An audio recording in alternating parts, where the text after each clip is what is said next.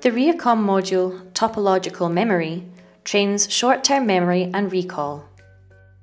The training with this module is indicated for patients with memory impairments after neurological diseases, such as stroke, traumatic brain injury, brain tumour, morbus Parkinson's, and multiple sclerosis, as well as for patients with psychiatric, gerontopsychiatric and other diseases, such as depression, addiction diseases, and learning disorders.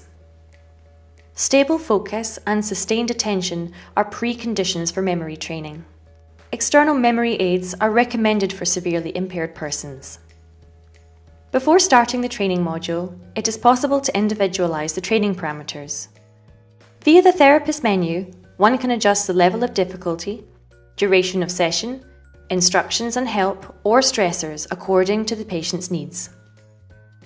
It is possible to change these parameters at any time during the training.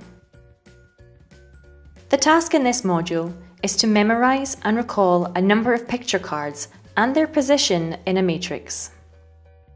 In the memorizing phase, the patient is presented with a variable number of cards in a matrix, which they should memorize before they are turned over or hidden. They will then be shown a card at the side of the screen, which should be selected from its correct position in the matrix. This continues until all the cards are correctly selected. Depending on the impairment, it is possible to switch the positions of the matrix and the card which is to be found. The training starts with a low number of picture cards that are easy to differentiate from each other. With rising difficulty, there will be more objects in a larger matrix.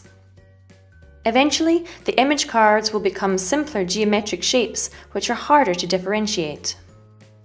REACOM works auto-adaptively. The difficulty level will rise or fall depending on the patient's performance. The performance bar illustrates this development. With each change in level, the user will receive an additional feedback. At the end of a training session, REACOM will create an evaluation graph. Training results will always be saved automatically. The patient will continue from this stage when starting the next training session.